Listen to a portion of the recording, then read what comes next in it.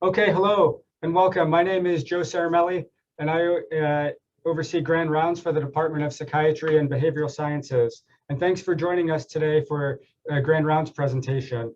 I'll get pretty quickly through this so we can move on to the introduction. There's a group of us who work on the Grand Round series each week for the department, including Samhara Braha and Mike Walker. Our presentations are archived at this Grand Round website link. And I want to acknowledge funding for the 2021-22 series through the Ripley Fund and through different institutes or centers in the department, such as the Garvey Institute for Brain Health Solutions.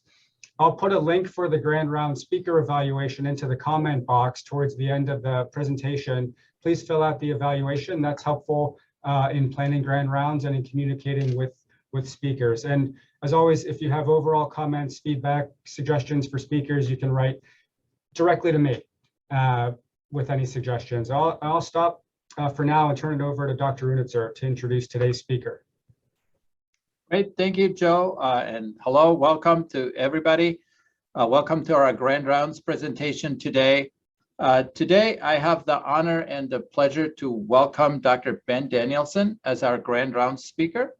Dr. Danielson is a clinical professor of pediatrics in the UW School of Medicine. He's an esteemed community leader in health equity, and he directs a new center in our department named ASHE, Allies in Healthier Systems for Health and Abundance in Youth.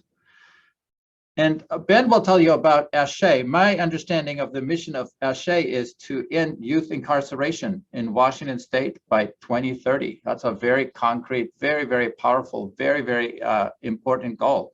And to promote paths to opportunity that are youth-centered, community-informed, and evidence-based, with a focus on communities that have been historically most impacted by youth incarceration. Last Thursday, and I'm gonna make this very brief because I wanna make sure Ben has almost all of the time we can give him. Last Thursday, I had the pleasure of joining a wonderful dinner in honor of Dr. Danielson, where he was awarded the 2021 Seattle King County First Citizen Award. And today, Dr. Danielson is gonna speak with us about intersections, racism, healthcare, and well-being. Please join me in extending a really warm welcome to Dr. Danielson. Thanks very much for that introduction and welcome. And I'm so glad to be sort of part of this family now and in this department and supported by so many of you and able to join you in a lot of your really arduous and honorable efforts. I was hoping to just do some framing around something kind of a little bit high level, but in a way prompting a bit of conversation afterwards about where we might see opportunity, where we might see challenges, what thoughts you have around the relationship of our work to racism and the impacts that that has on the people, especially the young people that we have the honor of working for, serving, supporting, and being in community with in our work days.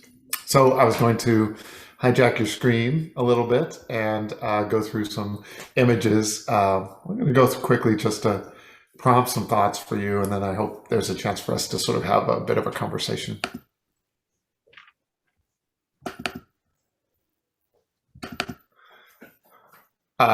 If you've seen anything from me before, you know I'm sort of in this phase of really loving the idea of visual enhancement through art and murals, probably thanks to my hippie mom and other influences, and maybe this time that we're in that are both deeply reflective and also deeply expressive in so many ways.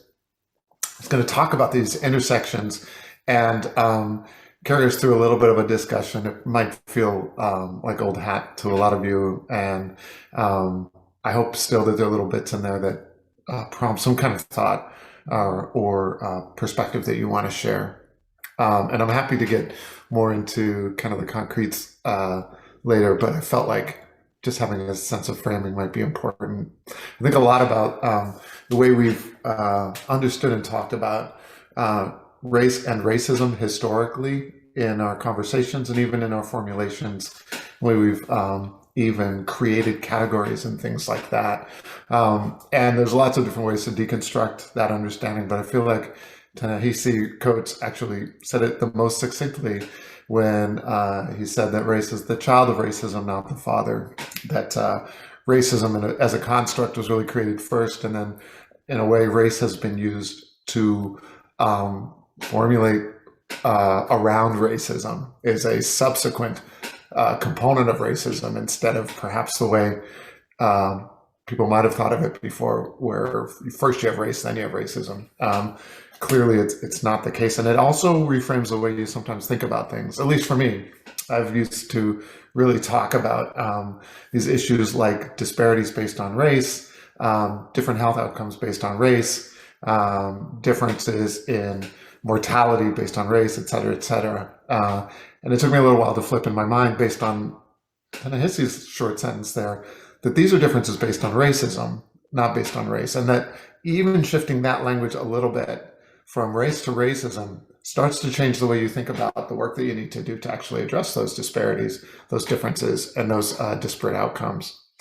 We have this way of rethinking that and understanding that. And then there's the job of intercalating it into some of our understandings of the other things that influence well-being in children and families and communities around us. We have these structures and formulations that we have for different descriptors, like this sort of socioeconomic, cultural, and environmental conditions that are often called the social determinants of health, and sort of how those form this environment around people, and really in so many assays really account for the majority of what determines your health and opportunity for health. We have that formulation.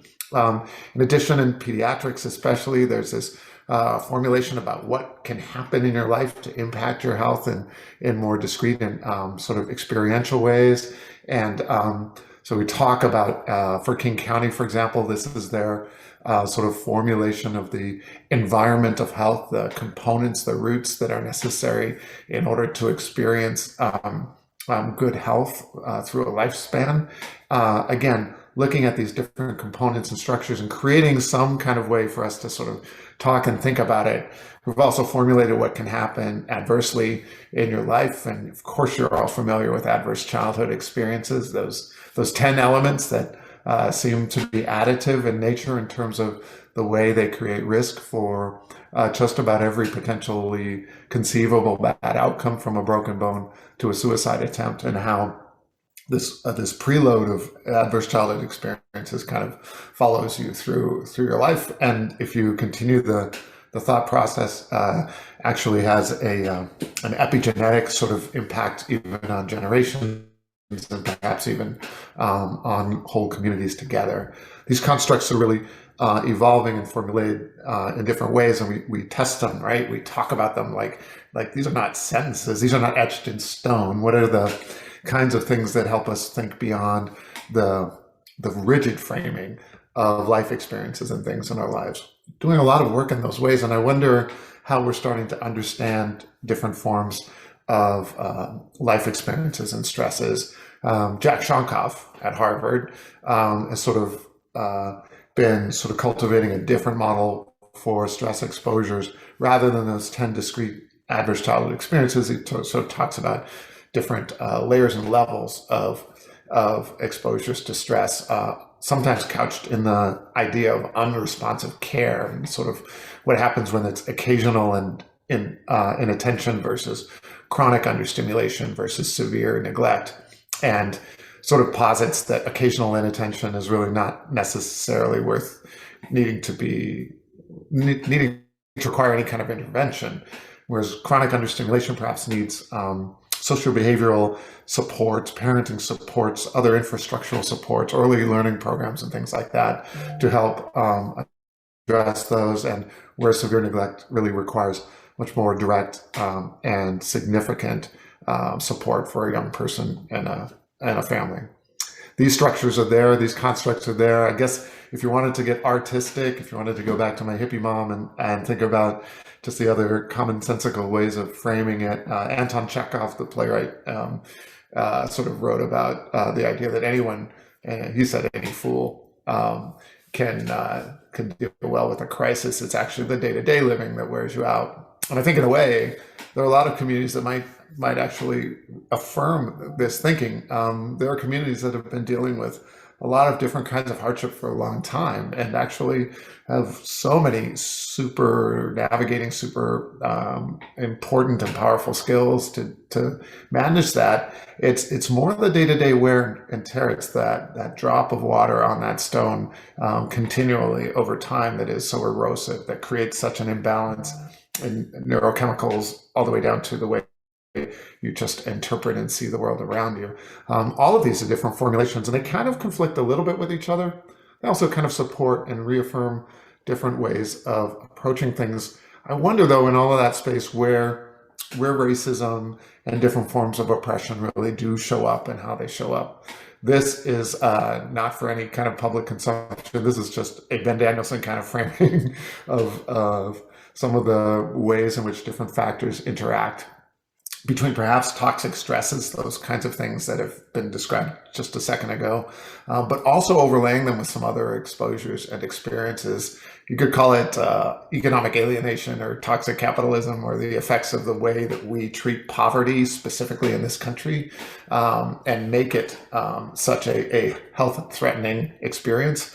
But there's that realm, and just to be clear, you know this, but the adverse childhood experiences, the ACEs, those 10 elements were developed in a relatively well-to-do upper middle class, mostly white community in California, and did not take into account socioeconomics, did not take into account different forms of oppression like racism. So pulling those into some kind of ecosystem, some kind of dynamic with each other is really important. And knowing that the Venn has lots of overlap where particular families, people can be exposed in detrimental ways to all three of those, but they also exist on their own. And I think this is an important point because I think historically we have sometimes used a mistaken set of solutions when we think we're addressing one of those spheres. Perhaps sometimes it's just more easy, more politically comfortable, maybe more personally comfortable to talk about poverty instead of, say, oppression. And so an anti-poverty plan is developed. We use proxies for oppression by looking at socioeconomic status and poverty, and there's overlap there. But we have to also be clear that that strategy is a poverty strategy, an American poverty strategy, and not actually an oppression strategy or a racism strategy or an ACEs strategy. Because again, you can be really well off socioeconomically and still be exposed to any number of different forms of toxic stress. This distinction and overlap, this kind of both and, is a really important way for us to start to, I think, incorporate the ideas of racism into these other ideas of social determinants, of stressors, of different impacts and experiences that children especially can have over the course of their lives. But when you start to try to pull the racism and oppression story into that, racism in this country has this particular nature to it that is so deeply ingrained, that is so foundational, so fundamental to the actual beginnings of this country and to its continued expression, that it is a little bit more three-dimensional than any two-dimensional sphere that I think you could kind of use to describe it in relationship to a lot of these other factors that might impact wellness and well-being. It has a different depth to it and a different scope of influence. Is pretty hard in so many ways to perhaps be a recent African immigrant to this country and then be seen as African American and then be exposed to the racism that is built perhaps on centuries of exposures and experiences that are relevant to families that were enslaved and brought to this country hundreds of years ago, to merely become part of this country and have that right amount of pigment and have racism play its role like that. It speaks to a different set of parameters and dynamics that are a little bit deeper and broader, that transcend time, but also transcend a lot of the structures and constructs that we have for it. And when you start to think about the different ways in which oppression can happen, it's a little bit more challenging than to fit it into an easy, measurable, quantifiable bucket. What is the quantifiable factor of erasure, of cultural erasure, of taking children out of their indigenous culture, removing their symbols, ideals, removing the language, removing them from families, and completely erasing their generations upon generations of heritage. What is that? How do you measure that? How do you pull that into the ways you think about the experiences and exposures, and how deeply and how and longitudinally do those kinds of impacts of erasure really have on not just a child, but a child's child and a child's child's child over generations? These factors are so important, and they are so interactive, dynamically, sort of moving in and out of each other. Take, for example, the ways in which environmental justice actually weighs particularly heavily on folks who are experience toxic capitalism and experience racism, such that environmental racism, is a thing, is an entity that we've learned over and over again in different parts of this country, especially in this past year. There are communities along the Mississippi where the plastics factory knew they could put up the plastics factory because it was in a Black community, and the Black community with less political power, with less influence, was not able to say no, maybe even benefited from some jobs, but was exposed environmentally then for generations upon generations to toxic chemicals. And then adding even one more stressor to that, like a COVID pandemic, and the mortality, the instantly intensified death from that is marked and undeniable and unescapable. This is the ways in which these different interactive forces are much more dynamic than any set of spheres that I could draw. Think about the ways in which the interaction of racism and intentional economic deprivation, I mean intentional, like burning down what we're promising socioeconomic wealth building of vital capital communities like Tulsa, and what it takes to make the decision that the well-being, the economic well-being of one community is a threat to another worthy of destruction of that community, is such a powerful message about how we see, both in our actions and inactions, the ways in which there's a sense of privilege, power, and entitlement to each aspect of those factors that affect health and well-being across communities. And that those instances, a moment in Tulsa, continues to reverberate through time and across communities. And when you layer that on with other impacts on communities, like redlining and the very discrete and intentional exclusion of people of color from some communities, and then intentional placement within zones that they call hazardous in their legends of the maps, what effects that has. And then take that another generation or two further in another set of layers, and seeing even then as communities find ways to thrive within redlined zones, and then experience the disruption again of gentrification. How do you factor all of that into understanding how racism is playing a role, how economic oppression is playing a role, in addition to these other factors? But these are the living dynamics, and they are related to each other, both over time and place, but also over sort of the emotional and social constructs that are built into them, such that you can measure the effects pretty clearly. If you try to look at what has happened to the potential for the accumulation of Black wealth, for example, it has been very clearly flatlined by all of those factors playing at different times with different valences and different intensities, even while other communities have seen wealth continue to climb. And the similar flatlining is true for Hispanic, Latino, Spanish-speaking communities in this country as well. So these are intentional kinds of dynamics that play with each other, but have a pretty consistent outcome over time. This chart could go back as far as you wanted to, and you would not see much of a change.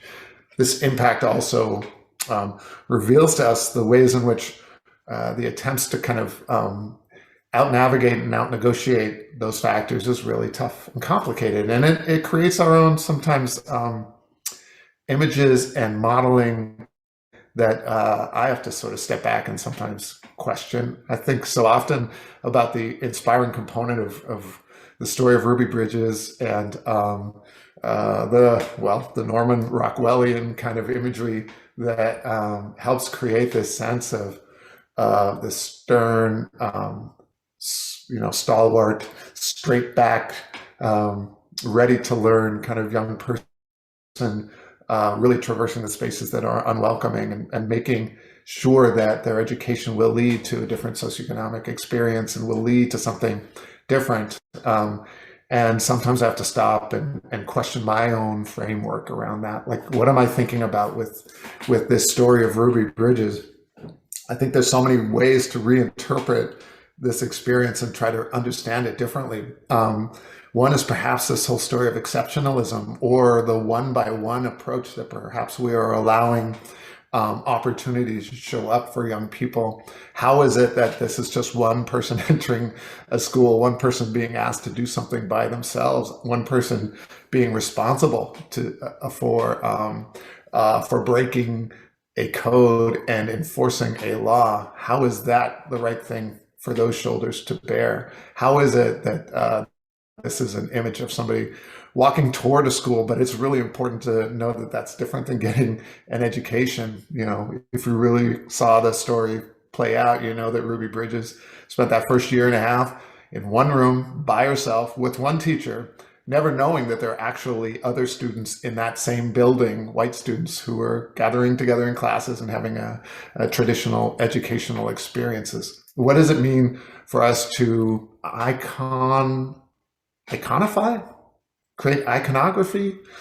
Somebody else fill in the word, in this way, because I wonder if it lets us off the hook in terms of our actual societal responsibilities for change and creates some temporary heroism. The work is important, and the collective work of people coming together and making statements of being willing to take a knee at the expense of their football career, being willing to stand with fists held high at the expense of really losing their Olympic recognition, and doing more and more groups together in order to see change happen. There's something very, very powerful about that. And it is a story that just kind of needs to be continually understood, because the forces against that are pretty powerful too. I think a lot about voting, especially these days, and the ongoing threats to voting rights for those who sit in lower socioeconomics, for those who sit in communities of color, how directly those are being attacked without much veiling or even justification, just with a deep set strategy of making sure that Black and brown people don't vote. Those Jim Crow approaches that are happening today are enormously powerful, and are happening right now while I'm talking, while we're speaking, while we're in this time, not out of some history book or some distant past, but in our present. And they're happening in ways that have made me realize that there's not only just the idea of harm along particular threads like Jim Crow, but Dean Unitzer had to hear me say this the other night on Thursday, but that there's actually intersectional harm that happens in our society as well.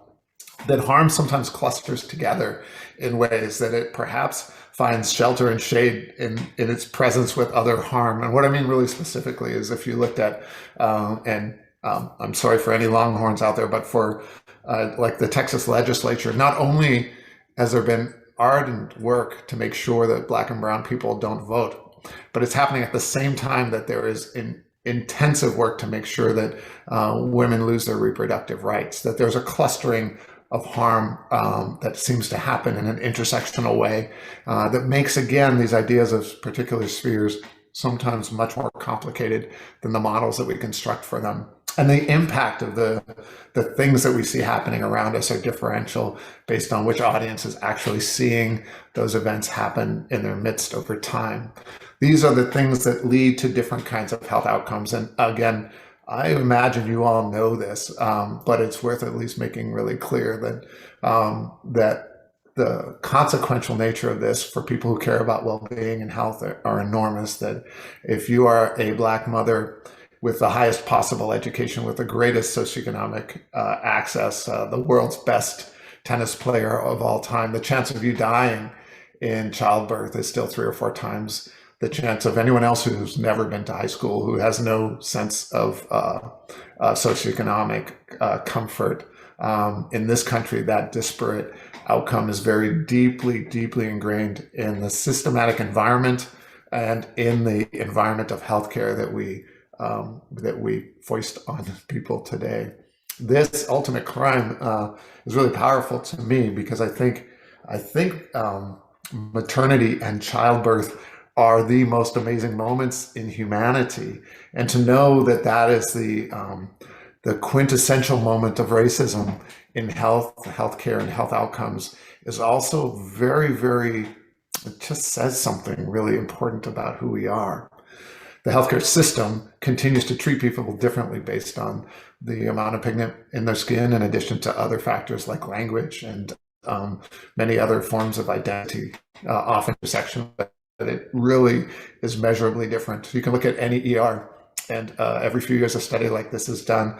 If you have appendicitis and you're a child, the chance of getting adequate pain medication for appendicitis, like a very clear reason to get pain medication, is lower based on the color of your skin. In fact, in the most recent version of this study done in March, again, 6 million lives experienced in children's ERs across this country, studied over this.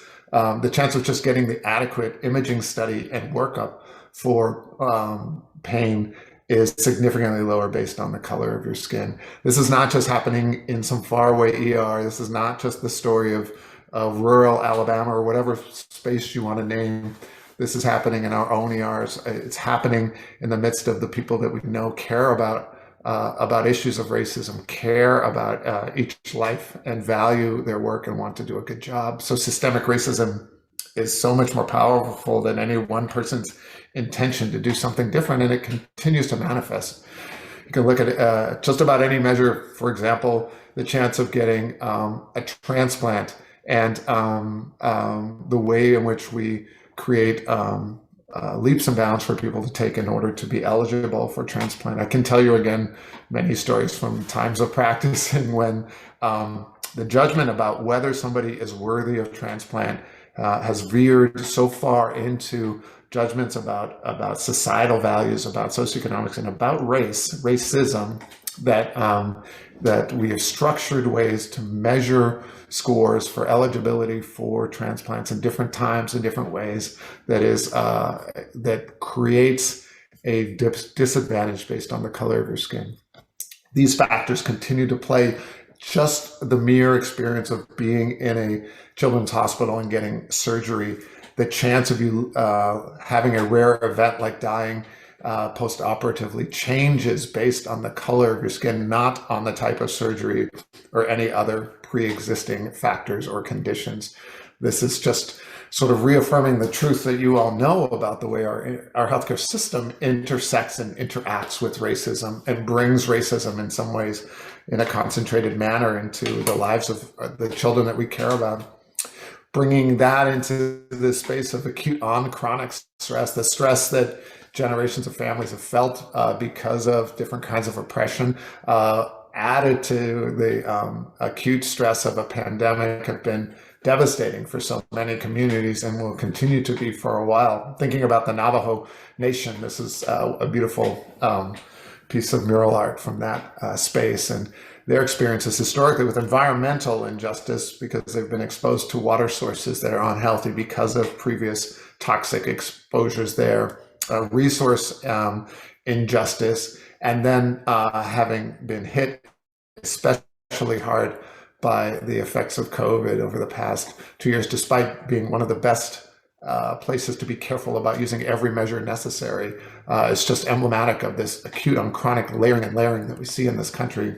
And the result from even just starting to look at the impact of COVID is really remarkable. You might know this already too, that we have seen a decrease in life expectancy that is only measured comparatively to the last World War II, was the only time when life expectancy changed anything like it has in these past 2 years from COVID.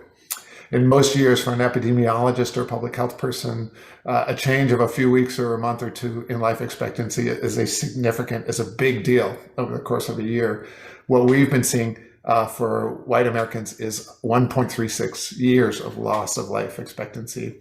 For Black Americans, 3.25 years of loss of life expectancy. For Hispanic and Latino, Latinx, and Spanish-speaking Americans, 3.88, almost 4 years of life expectancy change just in the scope and span of what we've seen so far during this pandemic. So this is an amazing impact that is layered on the way we understand how race and racism play into both the exposures and community components of health and wellness, those social determinants, and also the ways in which our healthcare system all come in to impact the straight up chance of living long, not to mention quality of life for different populations based on this artificial structure that we call race.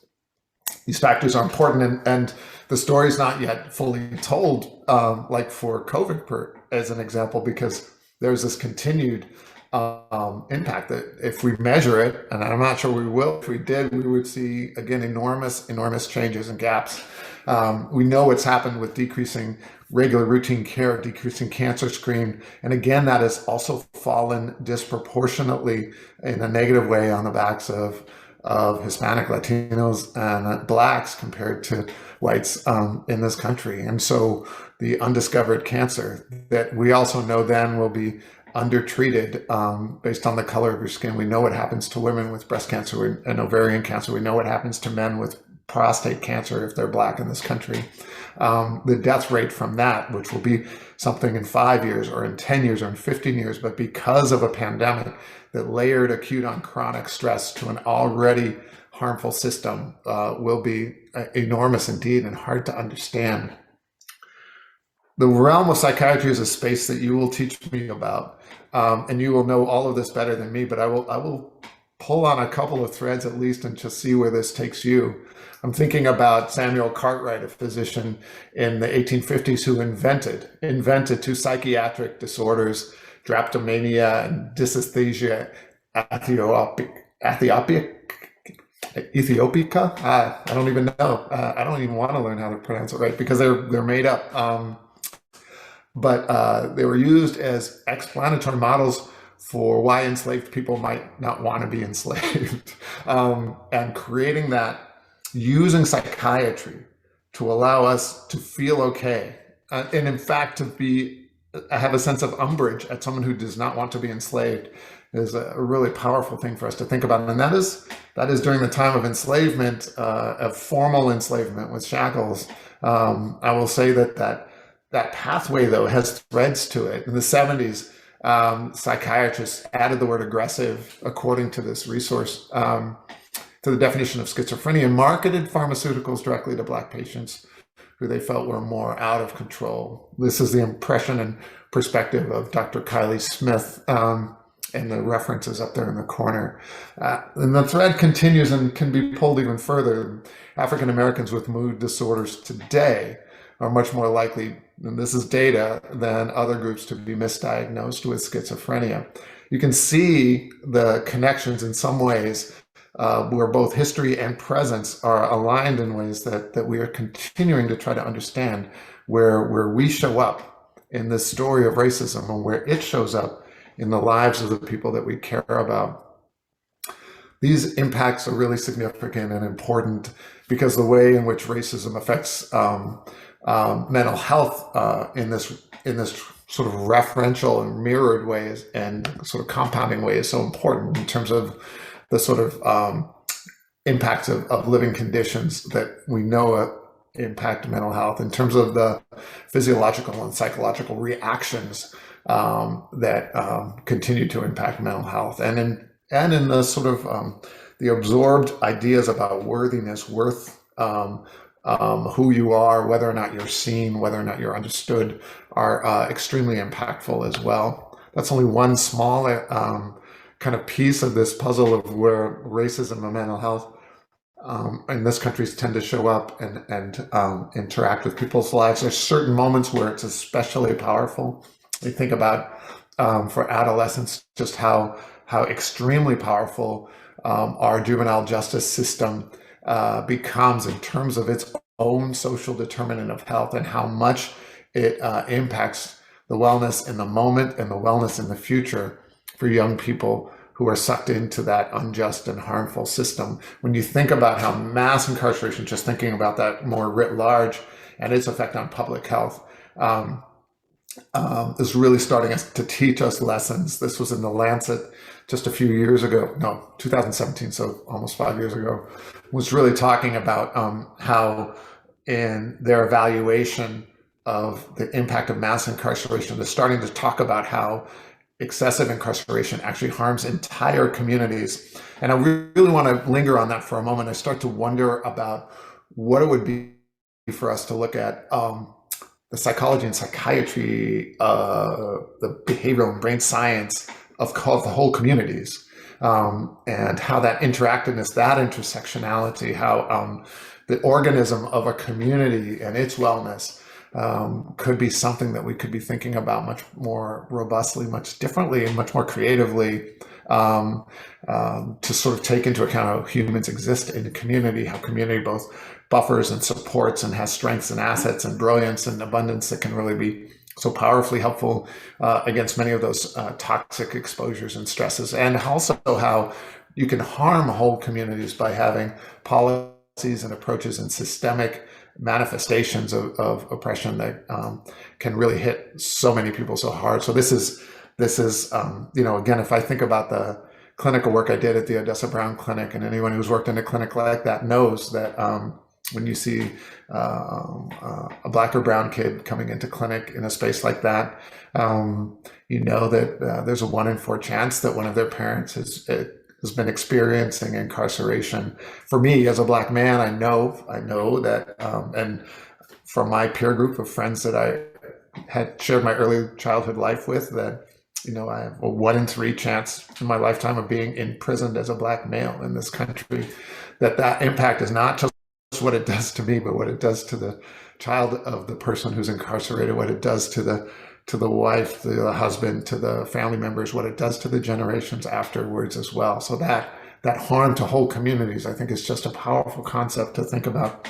And where are the seeds of how, again, healthcare interacts with that? I think a lot about just the way healthcare polices people within its own structures and within its own infrastructures. This is data that some of you would probably know already about the chance of being policed, of having security called on you at Children's Hospital, and how it is twice as high based on the color of your skin. That these are the threads that do connect to the policing that does affect the chance of incarceration, that does affect the chance of being seen as criminalized in the views and in the experiences and exposures you have around us. Our healthcare system has a lot to still think about and consider in the way we're addressing issues of racism, because I think we have decent language at times, and yet, boy, it doesn't take much for the itchy discomfort, the uncomfortable desire to sort of set aside language kind of comes into play. This is an article from April that some of you might have seen in the Washington Post from April of this year, talking about this chief resident who's Black at St. Louis University School of Medicine, and how he's writing papers in partnership with other folks and submitting them to journal articles, and how the journals themselves would not use the word racism in the title, kept shifting out his word racism for other words like intolerance, how there's this discomfort in actually confronting what's really going on, and how he was threatened that his career could be upended, curtailed, could be foreshortened by talking too much, complaining too much, speaking out too much about issues of racism. These factors that our healthcare system need to contend with, they're complicated, and they mean that sometimes even as we see elements of the healthcare system trying to address issues of equity, either through negligence and truly understanding equity, or through strategy and really trying to use equity as a tool, equity becomes a barrier to equity. And there's a bunch of different ways in which that shows up. I sort of formulated these 5. The appearance of equity, sort of doing symbolic performative equity, where there's actually no teeth, no accountability attached to it. The appropriation of equity, sort of using equity language in order to justify the continued sort of manipulation and oppression of other people. The pitting of equity, maybe getting your one BIPOC group to fight another BIPOC group for limited resources, while no actual changes happen for any either group in any beneficial way. The delaying of equity, which could be sort of the microsizing it, let's measure, in 0.01 percentile changes and count that as successful improvements, and say that we're winning. Or the selling of equity, placing especially BIPOC people in positions that might have the title of equity in them, but actually then bind them to those positions to pay their mortgages, to maintain their careers, to be able to support their families, such that if they actually were actively speaking out against issues of inequity, they might risk losing their jobs. The selling of equity. We see examples all the time. This is just a week and a half ago, a story that was in about a Texas hospital where they hired a person to come in and be a chief diversity officer, and right before the person moved there, they rescinded their offer, saying that the person was too sensitive about issues of race and racism. And there were these really unfortunate both microaggressions in this story, if you look it up, and macroaggressions, and really assumptions that were built into this that created this environment where this person actually was had his offer of employment within 2 days of him starting rescinded because the hospital felt like there was too much of a threat that he might actually be wanting to change things within the institution. These factors are deep and powerful, and they also reflect the lack of diversity that we have in our healthcare field. According to studies like this one that was done in February of this year, it could take up to a century before we actually see the kind of diversity that we need to be actually just representative of the populations that we serve writ large in general. We're just looking about medical schools and training programs in general. When you look at the psychiatry physician workforce, again, there are ways in which the psychiatry workforce, as far as I can tell from some of the data I've seen, is in better places than some other specialties, but still lags pretty far behind the diversity of the communities around us, and may lag even more specifically behind the communities that are specifically served by physicians, psychiatrists, based on their scopes of practice, where they're practicing, and the population. This data is 2000 up to 2017, I believe, so it's a few years behind, but I haven't been able to see 2020 data for the field. You probably know better than me. This work is important because the underrepresented nature of folks in this field mean that the idea of sharing your most important thoughts about who you are and where you need help, what support you're talking about, it's just different when it's somebody who looks like you and when it's not. That's just true of the way the healthcare literature is spoken about trustworthy healthcare. In addition to that, it's not just enough to be able to show up with an underrepresented minority background, but it's important to be able to continue to be that person, to be fully that person who is Black, who is Hispanic, who is from the LGBTQIA plus community, who represents a disability that they need to sort of veil that and exert only sort of white system kind of manifestations and language and behaviors and deportment is a really significant challenge. And until people get to show up with their whole selves, not just numerical diversity, but actually representative and representational diversity, then it's really hard to see our field changing too much. And our field does have to change because there's so many layers in which we are not doing the work that we're supposed to for the communities that are most deserving. We create sort of false entities. And I think in some ways these days, what we've created as nonprofit hospitals are false entities. It turns out, look at some data at least, just on the bare, who is spending money on low-income communities of color. For-profit hospitals actually spend more money supporting the communities most deserving, most needy, most expecting of support than nonprofit hospitals. So in the name of saving a hospital from paying taxes, the expectation, I think, had been that these taxes would go towards those communities that are most needing investment and support. And that just doesn't happen the way we've constructed a nonprofit hospital. we as a society have so much work to do to understand how we can stop doing the things that are harmful and how we can move towards doing the things that are helpful. This is a struggle that I think each of us has to try to understand personally and in our cohorts and in our groupings and in our communities and in our societies and our professions. We need to understand why we have this, I think one of our worst addictions, which is an addiction to firearms in this country across populations. And as such, I think by any definition, it would fit definitionally what we describe as an addiction. We need to understand how mass incarceration, starting particularly in childhood and young adulthood, it has absolutely no benefits to anybody. It does not make communities safer. It does not create a pathway to healing or wellness or opportunity for those incarcerated. It does not save money. It does not create systems for which crime would go down in any particular way. It is a completely harmful system, and yet it is one of the hardest lifts possible to try to actually create environments where people are willing to reject outright the idea of youth incarceration in particular. We have to talk about and work through these things, and we have to be willing to see both the hardship and the pain and the challenges that are just in front of us. There's an acknowledgement that we are working towards in this time that I hope doesn't fade away for us. And there's an importance to also see the things that are unseen, are intentionally unseen. The understanding and awareness of issues like missing and murdered Indigenous girls and young women in this country is an issue of an erasure in modern times that is underappreciated, that is uncomfortable to think about, and yet is so important for us to be actually contending with in very real and very direct and very serious and ardent and honorable ways.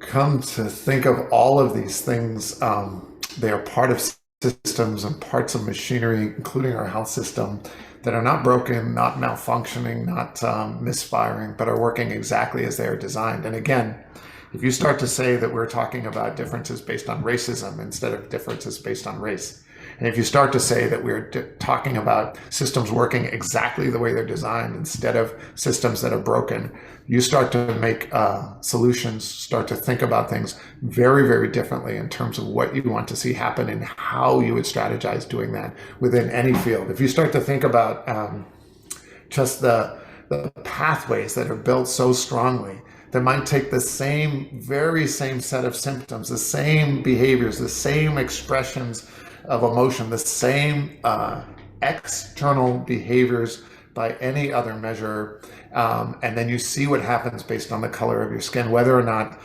those behaviors are shunted into the categories of medicalization or shunted into the categories of criminalization. Those differences are stark based on the color of your skin. You've been teaching me that throughout my relationships with a lot of you. The understanding of the deep relationship in adolescent psychiatry and adolescent imprisonment, incarceration is really powerful indeed. And it's a dance that some of you touch and see and experience and know every single day. And you know exactly in so many formative ways where our system, the healthcare system, feeds into other systems like the criminal justice system in ways that are completely harmful, and in the ways in which even sometimes medicalizing is itself harmful as well. I'm not actually advocating for one pathway all the time over another, but I do know that the criminalization is objectively more harmful in so many ways.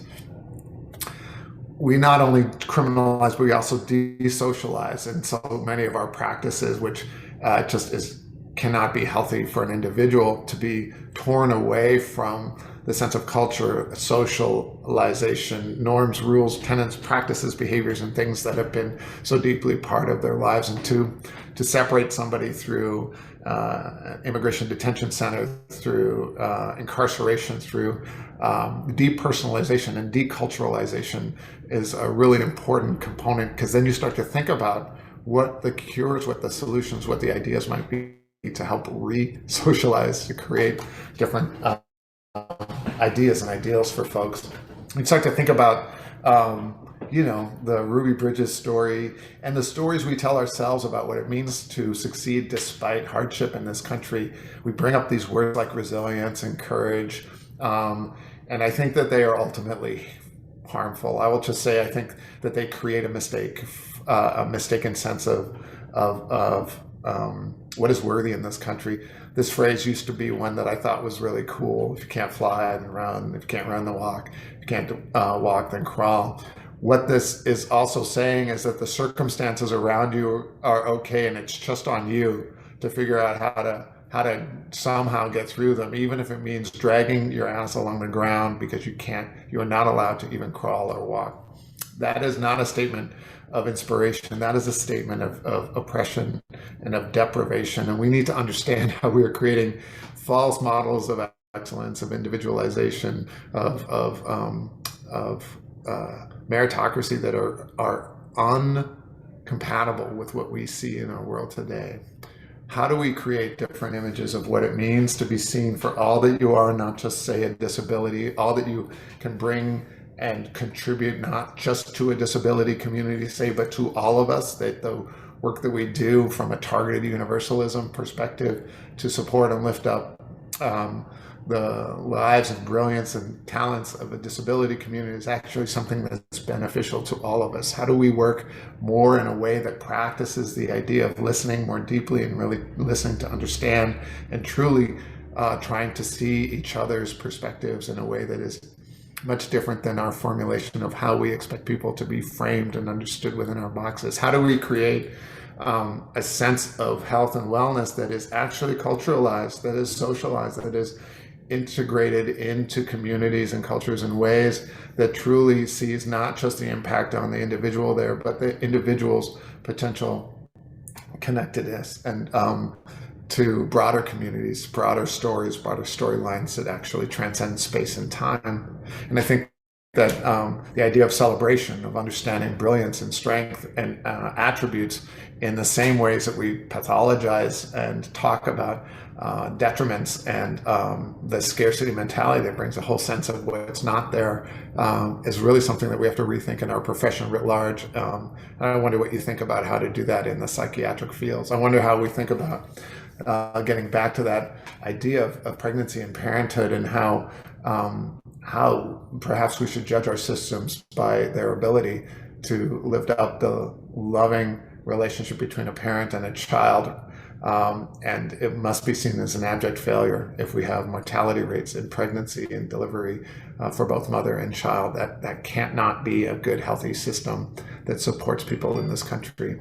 How do we center the wisdom of communities most impacted by some of the hardest hardships that this country has provided? How do we find ourselves led by BIPOC communities? How do we make sure that we are led by Black communities who faced racism, by Indigenous communities that have faced erasure and racism and oppression, by LGBTQI communities that have faced oppression?